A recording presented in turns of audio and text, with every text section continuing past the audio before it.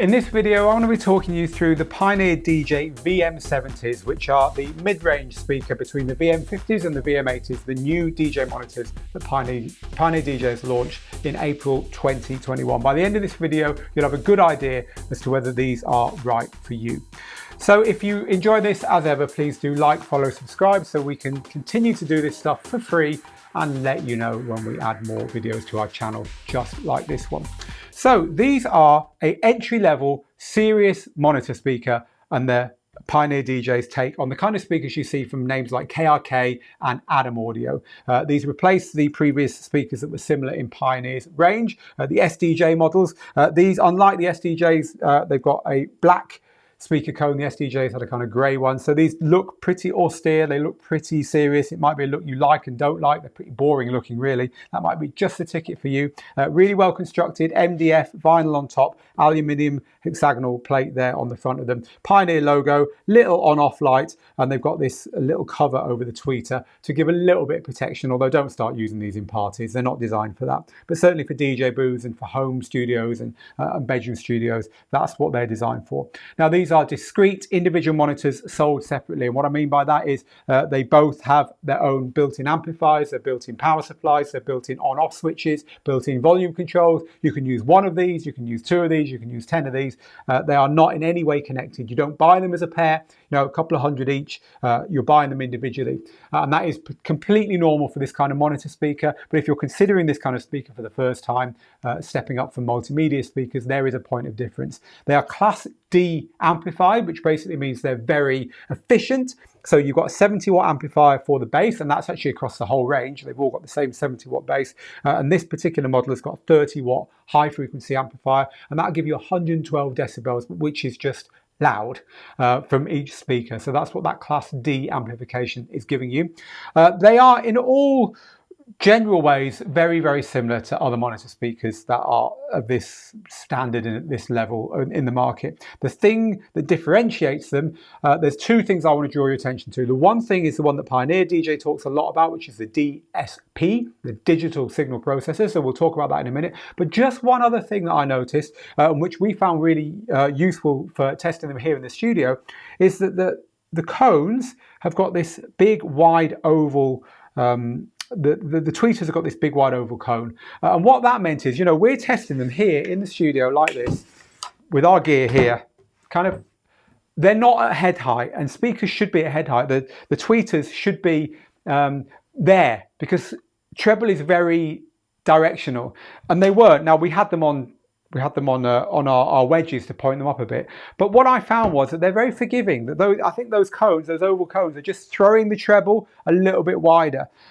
Nonetheless, as you're about to find out, there's a way of tweaking that, and we actually did. But I found that they call it the sweet spot, where the speakers just sound best, was a little bit more forgiving. And so if you want to have them on a table that you've also got your DJ gear on and you want to stand at, you might find that what I'm about to describe to you about the DSPs, the digital signal processors, is something that you like about these. It's certainly a point of difference between these and some monitor speakers like this, which don't have this. So let's see what I'm talking about by looking at them from overhead.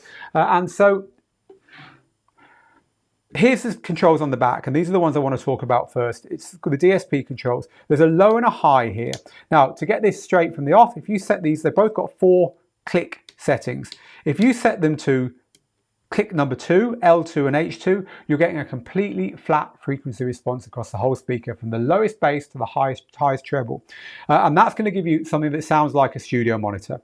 But they've got other settings as well. Now, very roughly, they go from low to high. So that's less bass and more bass, less treble and more treble. But these little graphs here, which we've reproduced in the written version of this article so you can have a closer look at them, show you exactly what happens when you set these to different settings. If you set them both to the bottom one, it rolls the bass off, it rolls the treble off. I've already told you that number 2 is flat. Number 3 gives you, in the bass department, it gives you a little bass boost, and in the high frequency department, it gives you a general boost of the high frequencies. If you set the bass to 4, it gives you a tuned bass that sounds like you're in a club, which is really nice if you just want to set it to that and rock out on your gear and play a DJ set and feel that kind of club feel. It's not flat bass response, it's not accurate, but it doesn't half sound good. And if you set that to 4, over here, it's the same. It gives you a kind of like a coloured high frequency response that just makes it feel like you're stood in front of the, the Ministry of Sound's speakers on their dance floor right next to them. So this gives you the kind of best of both worlds, because what you're getting there is the ability to use these speakers for DJ practice, where maybe you do want to just rock out with them and forget whether they sound completely flat, or you can produce on them as well. And the DSP is one of the big things Pioneer DJ is talking about here.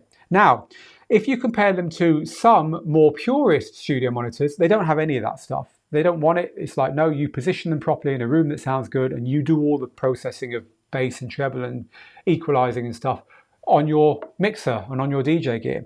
If you look at speakers like KRK's equivalent monitors, for instance, they've got a DSP with an app on your phone, and you can set them up and stand there with it, in the sweet spot, tweaking it and stuff. These are a halfway house. So I think if you're considering the big names like Adam Audio, KRK, Pioneer DJ, one of the things you're going to consider is, do I want that? Do I want a DSP that is all singing, all dancing, so I can tweak and tune them to my heart's content? Do I not want one at all? I think that's all garbage. I'm paying for something I won't need. Or do I want a halfway house? And these represent the halfway house between those two extremes of tweakability, if you like, on monitors. They are, other than that, pretty uncompromising. You're going to turn them on and off individually. There's no extra inputs on the front if you want to quickly plug a phone in or something. There's no Bluetooth if you want to quickly stream something to listen to a track, or all the stuff you find on some multimedia speakers. They are pretty uncompromising DJ monitors other than that. And if you want to tweak this stuff, you've got to go around the back to do it. It's not the kind of stuff you will do regularly, but it is the kind of stuff that you might want to do if you're switching from DJ mode to producer mode, for instance. Price-wise, they're competitive with the other speakers from other manufacturers. So really your choice is going to be based upon what they sound like. Try and hear them if you can, but if you can't, let me tell you they sound great. We thought they sounded wonderful in this room here. We did tweak the treble up because of the way we positioned them, and apart from that, it's just going to be down to looks. If you really can't pick between these and other brands, do you like the yellow cones of the KRKs? Do you how do they look for you? As I said at the beginning, these are pretty boring looking, but that might be just the ticket for you.